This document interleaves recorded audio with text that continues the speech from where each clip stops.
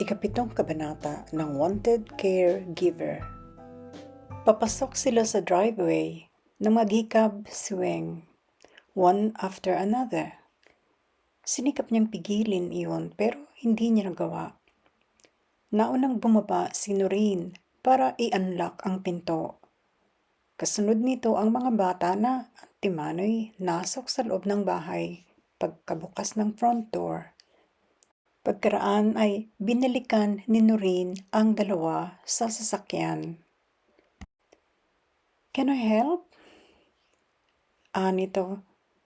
Ang tinutukoy ay kung may mabibitbit siya sa luggage ni Weng na ina-unload ni Jeff mula sa likod ng kanyang sports utility vehicle, isang brand new Dodge Caravan.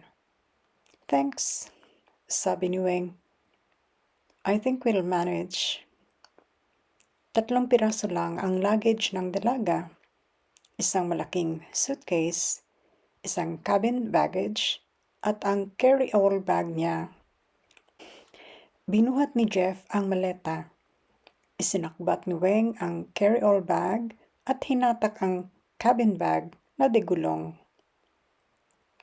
Sabi ni Noreen kay Jeff, "You know which bedroom she's going to use upstairs, don't you?" "I'll just see what the kids are up to in the kitchen."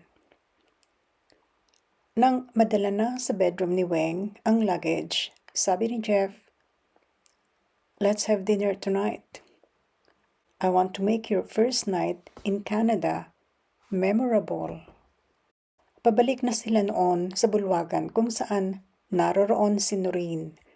Ang mga bata ay nasa kitchen having their afternoon snack. Hindi nakasagot si Weng.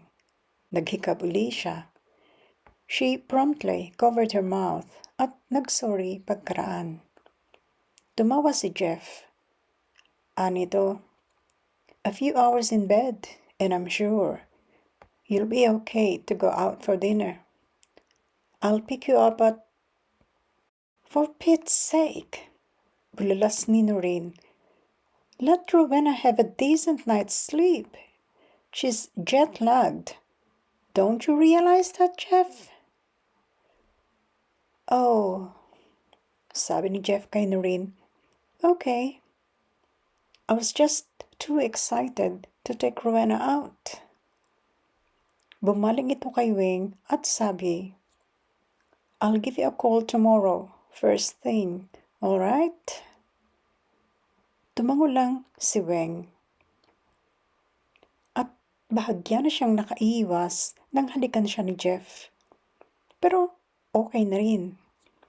Sa pisngi niya dumampi ang halik, sa halip na sa kanyang mga labi na siya talagang target ng Canadian. Pagkaalis ni Jeff, sabi ni Weng kay Noreen, "Thank you for helping me get out of his dinner invitation." Matabang ang tono ni Noreen. Sabi, "Don't thank me. You're here not to go on dates, but to work as full-time caregiver to my brother's kids." Mabuti pang sinampal na lang siya ni Noreen. Dear heart, siguro isa iyon sa lowest points of my life.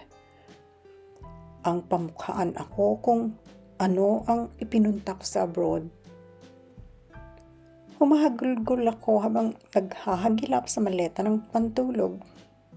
Kaso, dahil masyado akong upset, hindi ko makita-kita ang kahit isa sa 3 flannel night dress na dala ko. Ang bathrobe na lang ang isinuot ko pagkahubad sa suot kong pambiyahe. At kahit umiiyak, sumaglit ako sa bathroom na naroon din sa 2nd floor.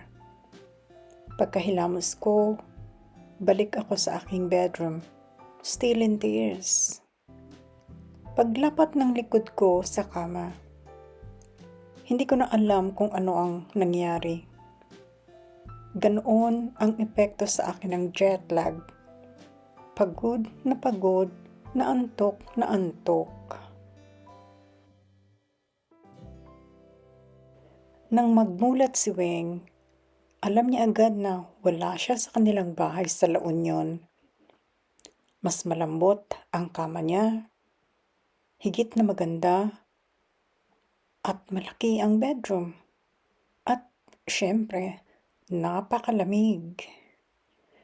Pero comfortably cool lang ang naramdaman niya. Hindi siya kinaligkig sa ginaw. Nakakumot siya hanggang dibdib. At noon siya nagtaka. Hindi niya maalala kung nagawa pa niyang magkumot nang mahiga siya. Suot pa rin niya ang bathrobe.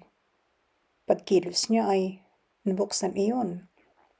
Nakalas ang tali niyon sa baywang. She had nothing underneath but her knickers. Nagbangon siya, naghihikab pa rin. Sindido ang lampshade sa bedside table sa kaliwa. Kumunot uli ang noo niya sa pagtataka. Hindi niya maaalalang binuhay niya iyon bago siya nahiga. Pero uhaw na uhaw siya. Tuyong-tuyo ang lalamunan niya at halos hindi siya makalunok. Sumulyap siya sa digital alarm clock na katabi ng lampshade. 4:09 a.m.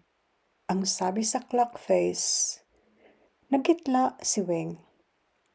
Ibig sabihin, nakatulog siya mula halos 5:00 ng hapon, Canadian time, hanggang 4:00 ng umaga. Nag-stretch siya. Kailangang magising ng husto ang kanyang katawan na wari pagal pa rin sa biyahe. Itinali niya ang kanyang roba at binitbit ang sisidla ng kanyang toiletries. Nagpunta siya sa bathroom. Naghilamos, nagsipilyo, nagsuklay. Pagkuway, bumaba siya at nagtuloy sa kitchen. Hindi lang tuyot ang lalamunan niya, nagugutom din siya. Hindi siya nangapa sa dilim para magsindi ng ilaw. Sindido ang wall lamps sa bulwagan, sa komedor, sa kitchen. Pero malamlam ang liwanag ng mga iyon. Later on, madidiskubre ng dalaga na lahat ng ilaw sa buong bahay ay may dimmer. Pwedeng maliwanag, pwede ring soft light lang. Napangiti siya nang makita ang post-it note sa refrigerator door. Handwritten ang note para sa kanya. At sabi doon, "Hi Rowena, in case you wake up ahead of the kids, help yourself to anything in the kitchen. You must be starving. P.S. Welcome to Canada." Nasimulan na ni Weng ang pagkain sa kinuha niyang glass of fresh milk, isang maliit na bunch ng red grapes at croissant na ininit muna niya sa microwave. Nang muli niyang sulyapan ang post-it note, hindi pa niya iyon tinanggal sa fridge door. Inisip niya kung sino rin ang nag-iwan ng note na iyon. Sino rin ang una niyang naisip na sumulat ng note. Pero ngayong gising na ang kanyang diwa, parang hindi iyon sulat kamay ng babae. That's when it occurred to her na maaaring ang employer niya, si Neil Mortimer, ang sumulat niyon. Ano kaya sa loob-loob ni Weng ang itsura ng mismong employer niya? Kahit minsan, hindi siya nito kinausap sa telepono. Sino rin ang nag-conduct ng telephone interview sa kanya? Ito rin ang nagbigay ng mga detalye ng job descriptions niya roon. Sinabi rin ni Noreen ang klase ng trabaho ng kapatid. Architect, engineer ito. May sariling construction company na ang tanggapan ay sa city. Madalas daw nawala si Neil sa bahay. Pumupunta raw ito sa construction sites, mostly out of town, para subaybayan ang progreso ng constructions. Istrikta lagi si Noreen. Business-like ang tono sa kanilang pag-uusap. Ganoon din kaya si Neil Mortimer? Tanong ni Weng sa sarili. At hawig din kaya nito si Noreen? Mga 5'7" lang si Noreen. Slim. Light auburn ang kulay ng buhok. Icy blue ang mga mata. May itsura. Sina Kim at Jason ay ganoon din ang physical features, bagaman malalaki ang curls sa buhok ni Kim. Para itong manyika na masarap bihisan at ayusan.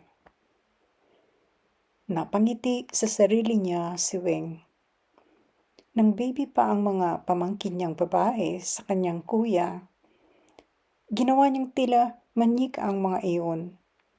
Lagi niyang binibilhan ng accessories sa buhok at magagandang bestida tuwing sweldo niya. Makakain ay nagligpit na siya.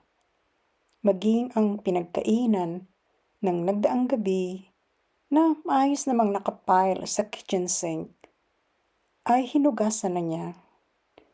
Pagkaraan, inimis niya ang dining table at ang countertops sa kusina. Maging ang ibabaw ng convection oven na marumi.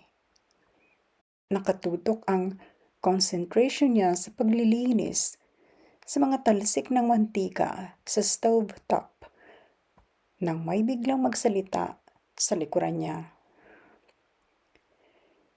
You do not really have to do that, you know. Muntik nang mapatalon si Weng sa matinding pagkagulat. Oh, sorry. I didn't mean to startle you. I'm Neil. Kumakabog ang dibdib ni Weng sa pagkagulat pa rin nang umikot siya paharap sa employer. Nakalahad ang kanang palad ng lalaki. Ibig makipagkamay sa kanya. Nito, I'm Neil. Well, and of course, you are Rowena. Kinailangang tumingala si Weng. 6 feet tall kasi si Neil. Hindi siya napakaliit sa taas niyang 5'3". Pero naka-flat shoes siya noon. Nang magtama ang kanilang mga mata, biglang nag-iba ang dahilan ng paghahabulan ng tibok ng puso ni Weng. Parang noon lang siya nakakita ng ganoon kagwapo sa buong buhay niya. Pagkakita ni Weng kay Neil, ang ilarawan na tinamaan sa puso at matindi ang dalaga is a big understatement. Pag-ibig kaya ayon? Ngunit paano ang sitwasyon nila ni Jeff? Abangan.